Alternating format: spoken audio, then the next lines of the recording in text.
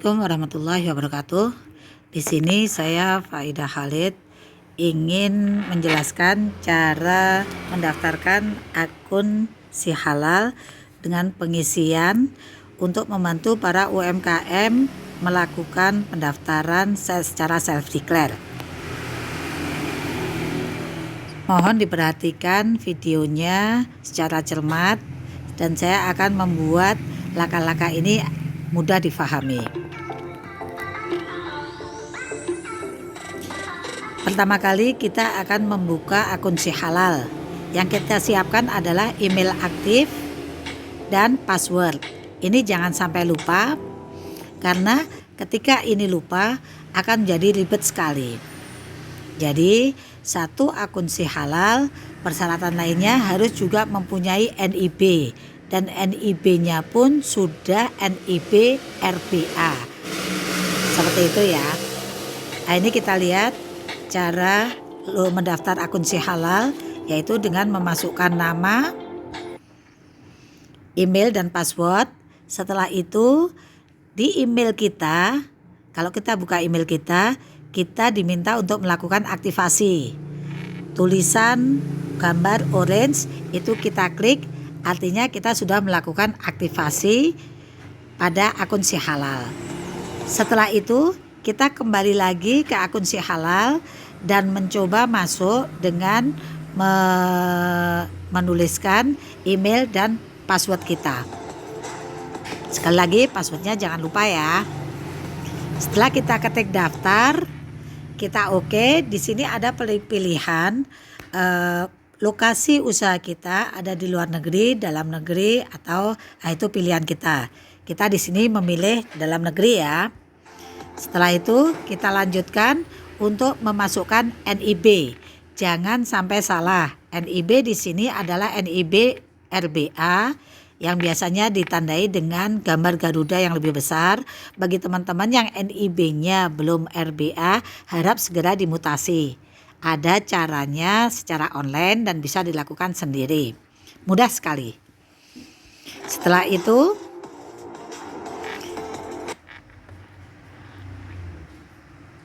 itu kita melakukan pilihan di dashboard pelaku usaha.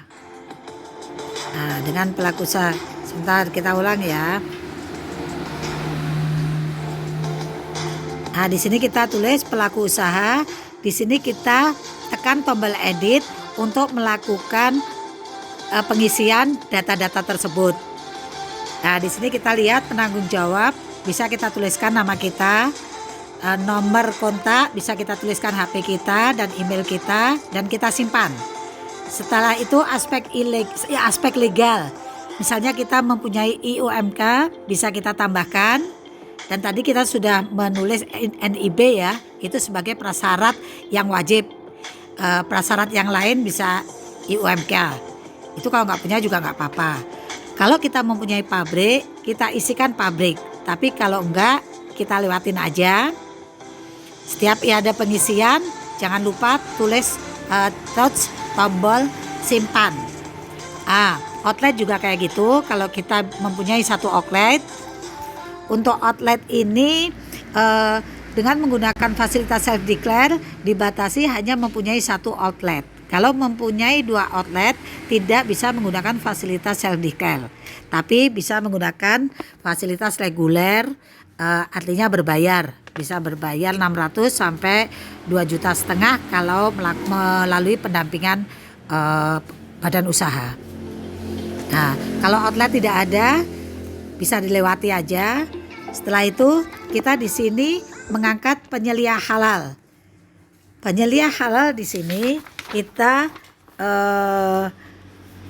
tuliskan nama penyelia halal, nomor sertifikat kalau nggak ada. Kalau nggak ada dilewati juga nggak apa-apa. Syarat dari penyelia halal ini adalah ber-KTP Islam. Di situ nanti ada choice file untuk upload KTP. Jadi kalau pengusaha yang bukan muslim tetap bisa menggunakan cara self declare dengan memiliki satu penyelia halal satu pegawainya beragama Islam atau satu saudaranya beragama Islam bisa menjadi penyelia halal. Syaratnya yaitu memiliki KTP Islam dan usia di atas 18 tahun. Nah, kita upload ya di sini KTP-nya. Harap disiapkan. Kita mengisi nama, tanggal lahir, batas KTP, choice KTP. Di sini upload KTP. Setelah itu kita lihat di sini. Kita simpan. Terus kita setujui. Terus akan muncul surat keputusan penetapan penyelia halal. Di sini bisa di-download. Nah, setelah itu kita masuk ke menu.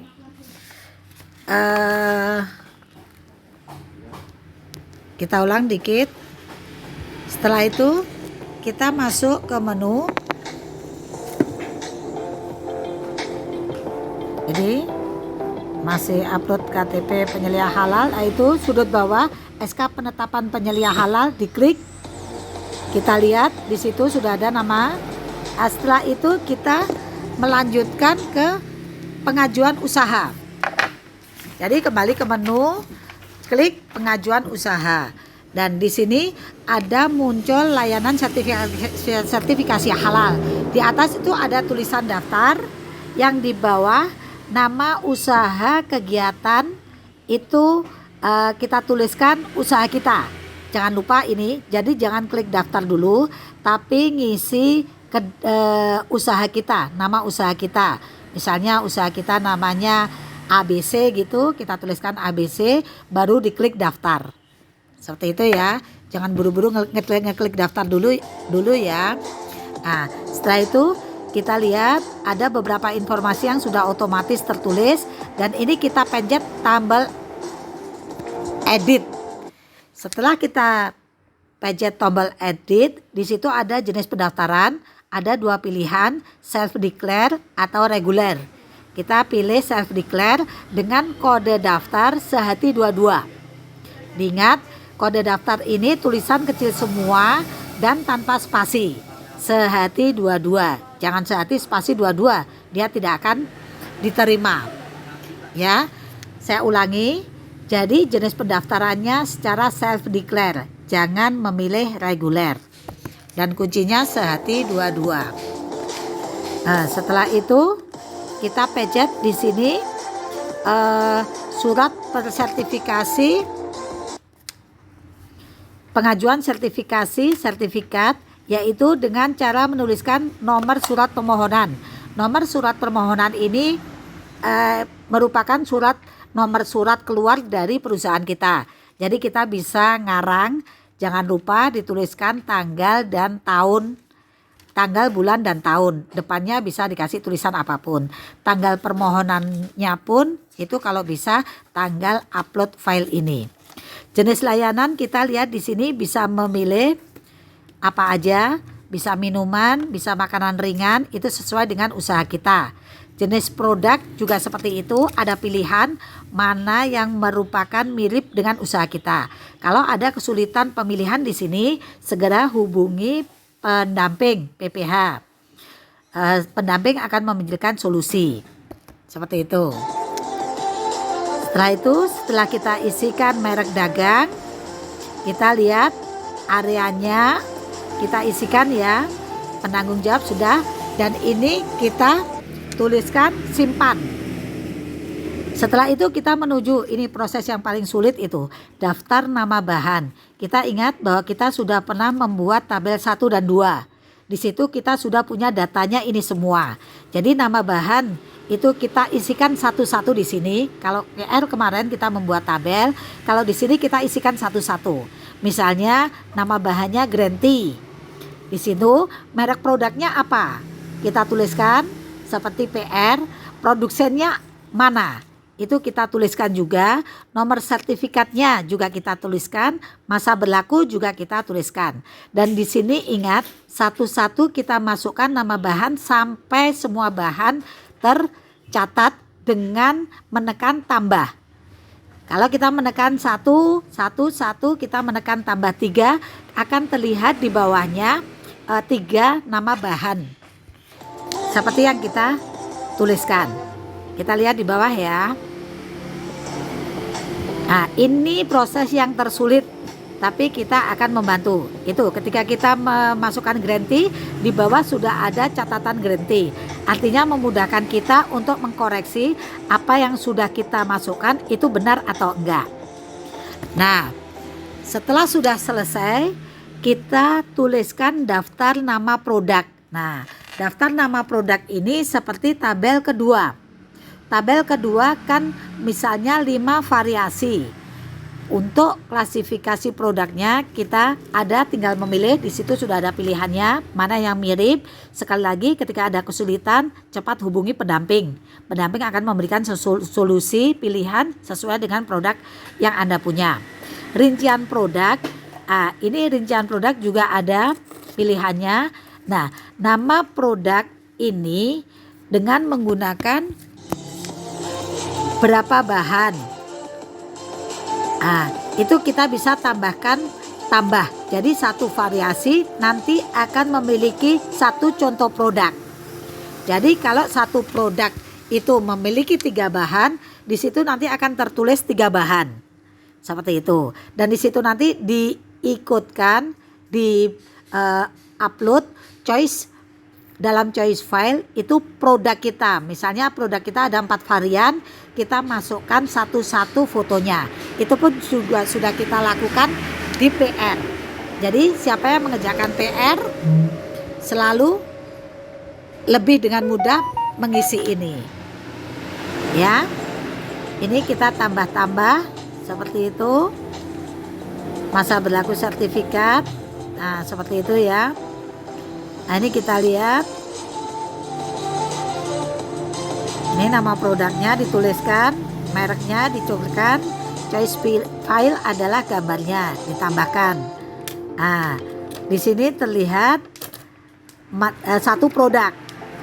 Kalau kita memasukkan lagi input bahan produk, itu akan secara otomatis tinggal. Nah, ini kita lihat ya, kita ulang sedikit. Jadi di situ ketika kita pencet tambah, kita lihat di bawah, di situ tertulis satu produk. Ketika kita klik, bahan apa yang digunakan? 2 bahan. Di sini terlihat ada 2 bahan.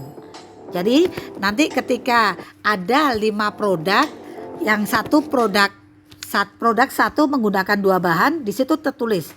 Kita tinggal centang-centang secara otomatis.